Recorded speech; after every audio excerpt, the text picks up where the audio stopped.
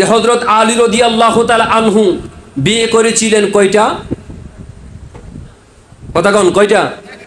না, হযরত আলী রাদিয়াল্লাহু তাআলা আনহুর আরো বিয়ে আছে। সুবহানাল্লাহ বলুন, আর একটু জবান খুলে বলুন সুবহানাল্লাহ।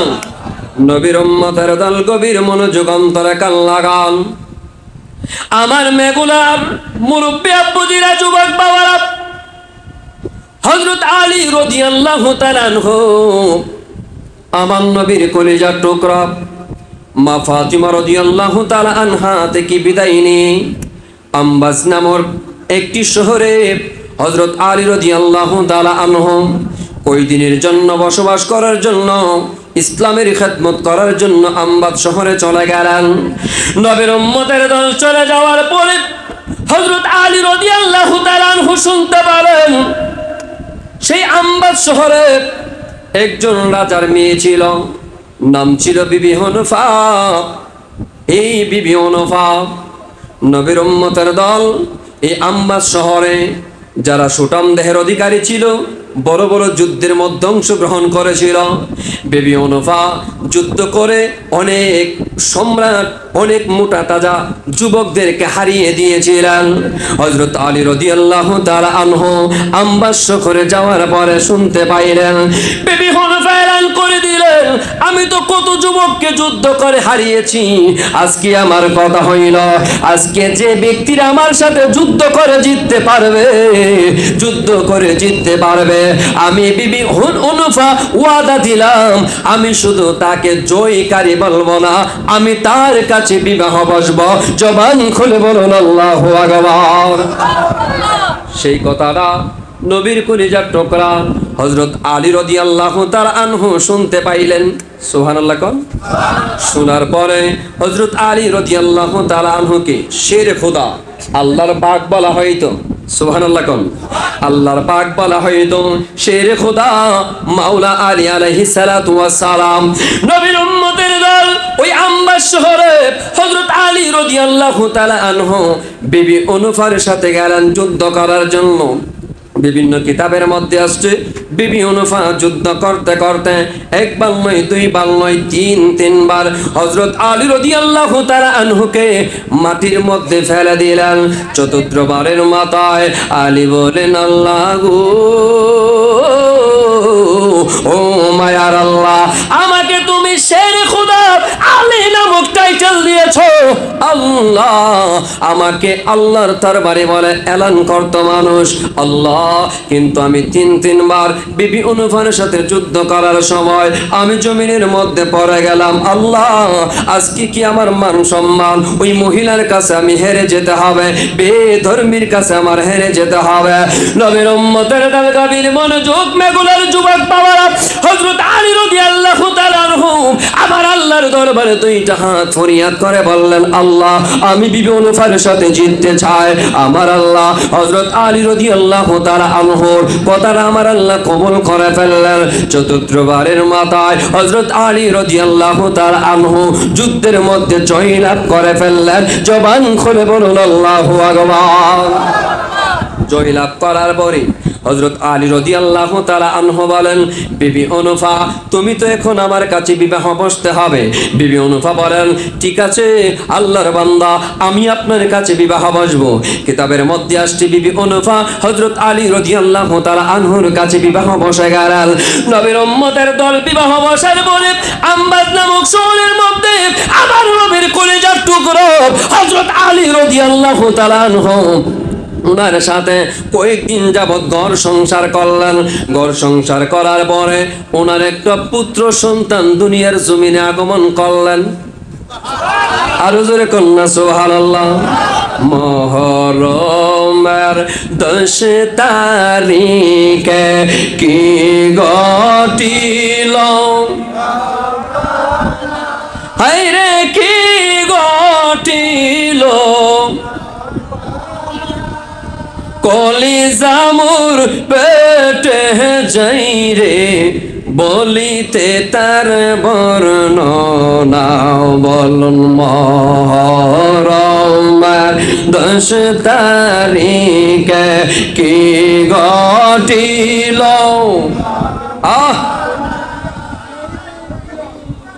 টিল রাবানা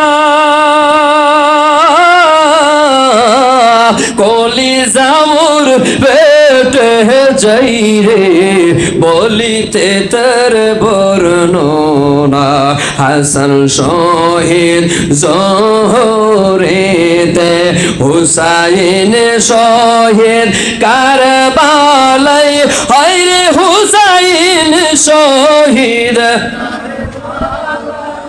নবীর আওলাদ রইছে রে বন্দি এ জিদের জেলখানায় মুহররমের 10 তারিখে কি ঘটিল টিল রাবানা কলিজা মোর পেটে যাই রে বলিতে তার বর্ণনা জবান খুলে বলুন আল্লাহু আকবার। আমার মেঘুলার মুরব্বী আব্বুজিরা গভীর মনোযোগ অন্তরে কান লাগান। হযরত আলী রাদিয়াল্লাহু তাআলা আনহু আম্বাজ নামক শহর থেকে আমার নবীজির কদম মোবারকে চলে আসলেন। নবী পাকের কদম মোবারকে এসে বলতেছে, ইয়া রাসূলুল্লাহ নবী গো, ও মায়ার নবীজি, আমি আম্বাজ শহরে গিয়েছিলাম।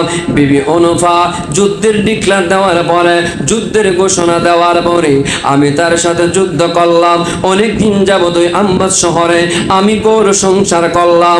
ঘর সংসার করার পরে আমার উসিলায় আমার আল্লাহ আমার একটা ছেলে সন্তান দিয়েছে। ইয়া রাসূলুল্লাহ নবী গো, ও নবীজি, আমি তো বিবাহ করে ফেলছি। আমার নবীজি মুস্কি হাসি মেরে হযরত আলী রাদিয়াল্লাহু তাআলা আনহুর বিয়েটাকে কবুল করে নিলেন। আর জবান খুলে কোন সুবহানাল্লাহ। বিয়েটাকে কবুল করে নেওয়ার পরে হযরত আলী রাদিয়াল্লাহু তাআলা আনহু বললেন, ইয়া রাসূলুল্লাহ, ধরেন আমার পুত্র সন্তানটা। আমার নবীজি কোলে লইয়া পুত্র সন্তানটারে কিতাবের মধ্যে আসছে, কপালের মধ্যে একটা চুম্বন মারছে। জবান খুলে বলুন আল্লাহু আকবার। চুম্বনটা দেওয়ার পরে আমার নবী বলেন, আলী, আজ থেকে তোমার সন্তানের নাম আমি রেখে দিলাম। আমার নাম মুহাম্মদ, আর তোমার বিবির নাম অনুফা, মুহাম্মদ হানিফা। জবান খুলে বলুন আল্লাহু আকবার। সেই কথাটা খাতুনে জান্নাত মা ফাতিমা রাদিয়াল্লাহু তাআলা আনহা শুনতে পাইলেন। আমার আলী আরেকটা বিবাহ করলেন, ওনার ঘরে একটা পুত্র সন্তান জন্ম নিয়েছে। সেই পুত্র সন্তানটা আমার নবীর কদম মোবারকের কাছে আসলেন।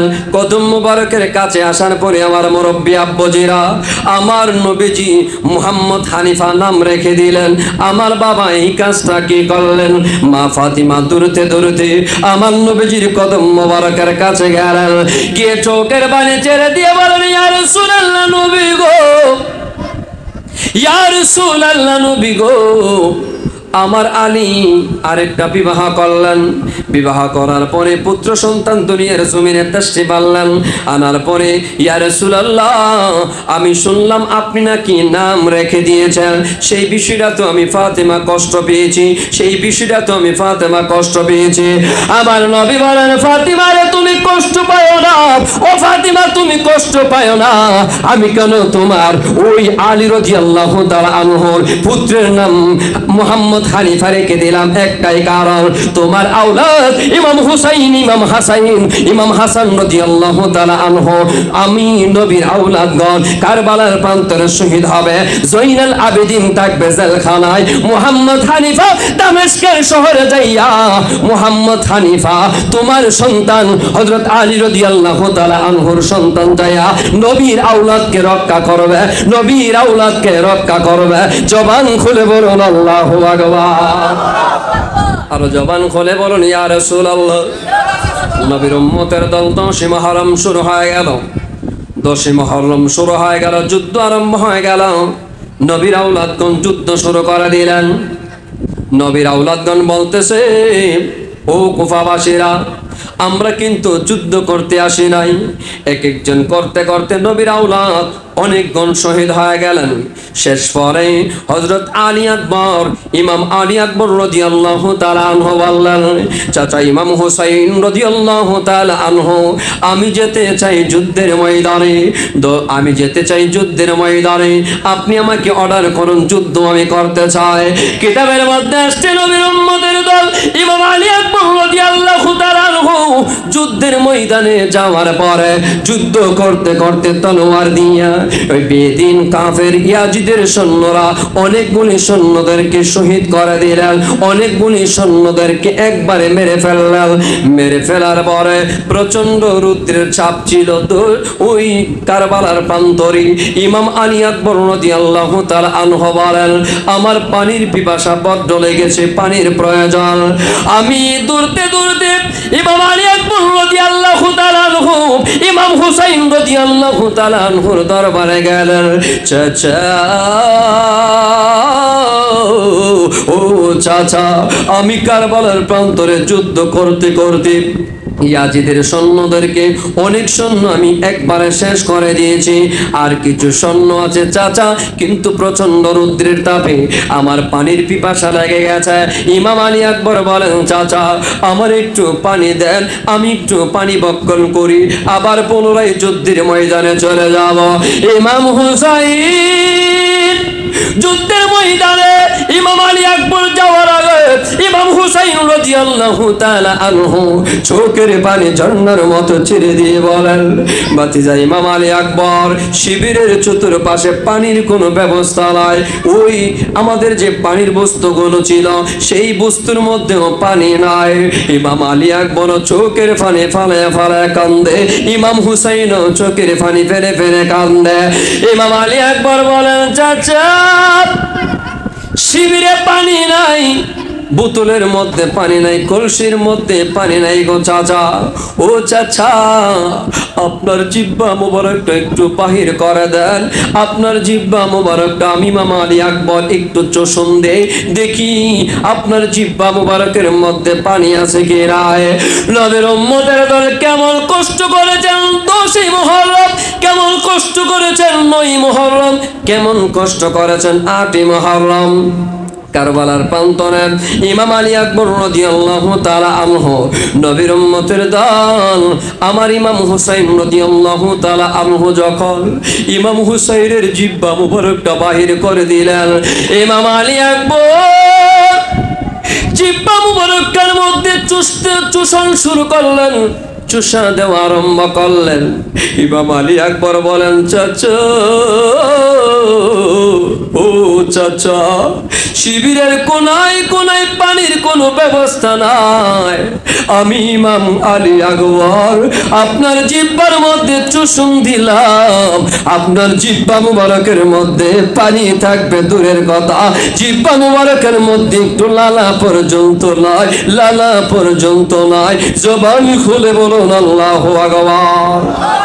পানি না পেয়ে ইমাম আলী আকবর রাদিয়াল্লাহু তাআলা আনহু যুদ্ধের ময়দানে চলে গেলেন। কিতাবের মধ্যে লিখতেছে ইমাম আলী আকবর ওই কারবালার প্রান্তরে শহীদ হয়ে গেলেন।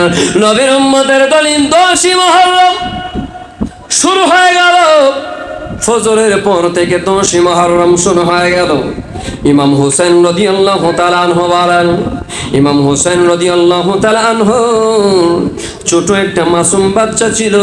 ইমাম আলী আসগর রাদিয়াল্লাহু তাআলা আনহু শাহরওয়ান বলেন, স্বামী আমরা তো তাদের সাথে যুদ্ধ করতে কোনোদিন আসি নাই, আমরা তো রাজ সিংহাসনের চিন্তা করি নাই, আমরা তো টাকার চিন্তা করি নাই, সম্পদের চিন্তা করি নাই গো। ও স্বামী, পুরাত নদীর চতুর্থ পারে, পুরাত নদীর চতুর্পাশে ইয়াজিদের সৈন্যরা গ্রাউ করে দাঁড়ানো, যেন পুরাত নদীর পানি না পান করতে পারে। শাহরওয়ান বলেন, স্বামী আমার সন্তান ইমাম আলী আসগর ছোট মাসুম বাচ্চা, তাদের সাথে তো কোনো দুশ্মনী নয়, তার সাথে তো কোনো যুদ্ধের ডিক্লার নয়। স্বামী আমার আলী আসগরকে ফুরাত নদীর মধ্যে একটু পানি খাওয়ায় নিয়ে আসেন। দেখেন ইমাম আলী আসগরের কথা বললে কি তারা একটু পানি দেয় কিনা? নবীর উম্মতের দল ইমাম হুসাইন রাদিয়াল্লাহু তাআলা আনহু ইমাম আলী আসগর রাদিয়াল্লাহু তাআলা আনহুকে কুলের মধ্যে লইয়া ফুরাত নদীর পাড়ে গেলেন। গিয়ে বলতেছি, ইয়াজিদের সৈন্যরা তোমরা শুনো, আর দুশ্মনী থাকলে আমি ইমাম হুসাইনের সাথে দুশ্মনী আছে, যুদ্ধ থাকলে আমি ইমাম হুসাইনের সাথে যুদ্ধ আছে রে। ও নবীর উম্মতের দল, ইমাম হুসাইন রাদিয়াল্লাহু তাআলা আনহু বলেন, আমার সাথে তো তোমাদের সাথে দুশ্মনী আছে, কিন্তু ছোট মাসুম বাচ্চা ইমাম আলী আসগর রাদিয়াল্লাহু তাআলা আনহুর সাথে তো তোমাদের কোনো দুশ্মনী নাই, তোমাদের সাথে তো তার কোনো বিরোধিতা নাই।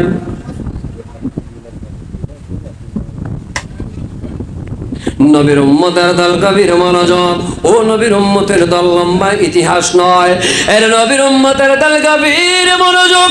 ইমাম হুসাইন রাদিয়াল্লাহু তাআলা আনহু বলেন, ও ইয়াজিদের সৈন্যরা, আমার সন্তান ইমাম আলী আসগরের সাথে তো তোমাদের কোনো দুশ্মনী নাই, একটু পানি দাও। ইয়াজিদের সৈন্যরা বলতেছে, একটা কাজ করুন ইমাম হুসাইন, আপনার সন্তানকে পানি পান করান, ফুরাত নদীর পানি আপনার সন্তানকে পান করান। ইমাম হুসাইন কোলের মধ্যে সন্তানটার লইয়া ফুরাত নদীর মধ্যে যখন নামলেন পানি পান করানোর জন্য, কিতাবের মধ্যে লিখতেছেন একটা তীর মারলেন।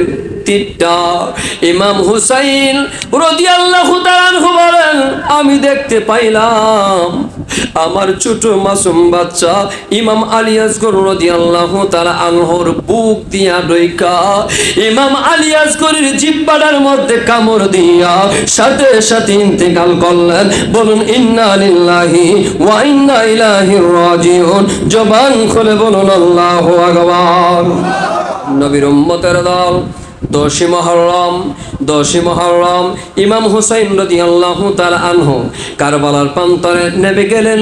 কারবালার প্রান্তরে যুদ্ধ করার জন্য শুরু হয়ে গেল 10 মুহররম। ইমাম হুসাইন রাদিয়াল্লাহু তাআলা আনহু যুদ্ধ করতে করতে এক পর্যায়ে ক্লান্ত হয়ে গেলেন। অনেক তীর অনেক বর্ষা, যেটাকে টাটা বল্লম বলা হয়, অনেক তীর বল্লম বুকের মধ্যে লাগার পরে গোড়ার বুকের মধ্যে লাগলেন, ইমাম হুসাইন রাদিয়াল্লাহু তাআলা আনহুর শরীরের মধ্যে লাগার পরে ইমাম হুসাইন রাদিয়াল্লাহু তাআলা আনহু গোড়া থেকে জমিনের মধ্যে পড়ে গেলেন। জমিনের মধ্যে পড়ে যাওয়ার পরে ইমাম হুসাইন রাদিয়াল্লাহু তাআলা আনহুর পেট বরাবর একজন হাফেজ সাহেব, নামদারি হাফেজ সাহেব, নাম ছিল সীমার। নামটা কি ছিল? জোরে কোন, নামটা কি ছিল? নামটা ছিল সীমার। ইমাম হুসাইন রাদিয়াল্লাহু তাআলা আনহুর পেট বরাবর ওই সীমার বসার পরে ইমাম হুসাইন রাদিয়াল্লাহু তাআলা আনহুর গলার মধ্যে ছুরি যখন চালানো আরম্ভ করলেন, নবীর উম্মতের দল আমার ইমাম হুসাইন রাদিয়াল্লাহু তাআলা আনহু বলেন, কে রে তুমি আমার পেটের মধ্যে বসে তুমি আমার গলার মধ্যে ছুরি চালাইতেছো, তোমার পরিচয়টা কি? আমার নানা ভাই বলেছিল আমার পেটের মধ্যে বসে আমার গলা দিয়া ছুরি চালাইব, তবে তার কিছু পরিচয় আছে, তার নামটা আমার জানার দরকার। সেই লোকটা বলতেছে, নবীর আওলাদ ইমাম হুসাইন, আপনি কি আমাকে চিনতে পারেন নাই? আমি সীমার, আমি আপনাকে কাতল করার জন্য চলে আসছি। ইমাম হুসাইন রাদিয়াল্লাহু তাআলা আনহু বলেন, আপনি কাতল করার জন্য আসলেন পাপিষ্ঠ সীমারকে? ইমাম হুসাইন রাদিয়াল্লাহু তাআলা আনহু বলেন, ও পাপিষ্ঠ সীমার, তুমি যদি আমার বুক দিয়া, তুমি যদি আমার গলা দিয়া কিয়ামত পর্যন্ত ছুরি চালাও, আমার কল্লা আলাদা হবে না, আমার কল্লা আলাদা হবে না। ইমাম হুসাইন বলেন, তুমি একটা কাজ করো, আমার গলা আমার গার দিয়া ছুরি চালাও। নবীর আওলাদ ইমাম হুসাইন রাদিয়াল্লাহু তাআলা আনহুকে গার দিয়া ছুরি চালানো আরম্ভ করলেন। জবান খুলে বলুন আল্লাহু আকবার। নবীর আওলাদ ইমাম হুসাইন রাদিয়াল্লাহু তাআলা আনহুকে শহীদ করে দিলেন।